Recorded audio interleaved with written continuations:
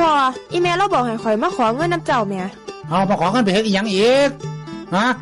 โอ้ยจะเป็นสูญยากเนาะรถเที่ยวมาเอาเงินแต่น้ำกูเบิดมือรถเว้ย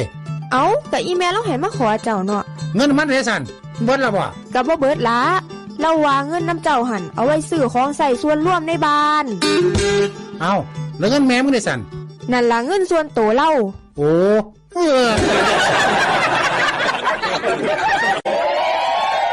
เงินส่วนตัวมันแม่นบางเงินกูก็จะเอาไปซื้อของใส่ส่วนร่วมซะนะเอาเราว่าจังสั่นเนาะอ๋อมาเอาเท่าไหร่1,000แม่มึงบาดนี่บดละเด้อเงินส่วนร่วมนั่นส่วนตัวกูก็บดเอา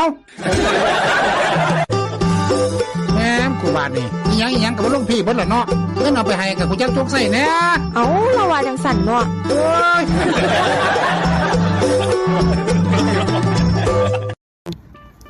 เป็นยังไงก่อนคือได้ยินข่าวว่าเลิกกันกับแฟน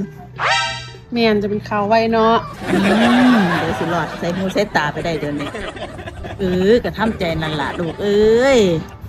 เฮ็ดจังไดล่ะคุณเฮาได้มาร่วมกันซ้ำนี้ต้องอวยพรให้เขาไปพ้อคนดีๆซะ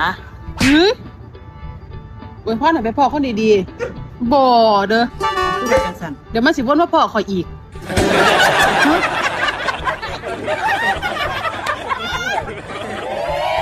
เดี๋ยวสิกลับมาพ้อมึงอีกแม่นข่อยนี่ดีสุดแล้วบ่มีคนใดดีซ้ำข่อยอีกแล้วนี่ล่ะคนที่ดีๆเพราะฉะนั้นแล้วขอให้มึงไปพ่อคนที่สัวๆซะ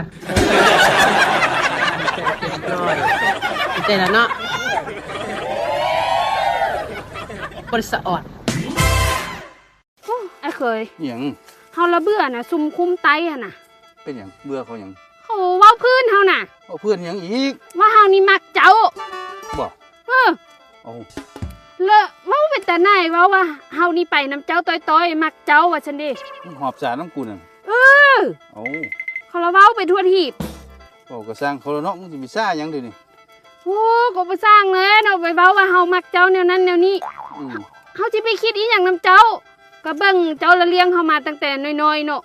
เฮาก็นับถือเจ้าเป็นไอ้เคยเนาะแม่นอยู่เป็นน้องเป็นนุ่งกันเนาะแม่นเป็นน้องเป็นนุ่งแหละแล้วน้องบ่นุ่งกูก็จัดการให้ได้คือกันละเฮ้ย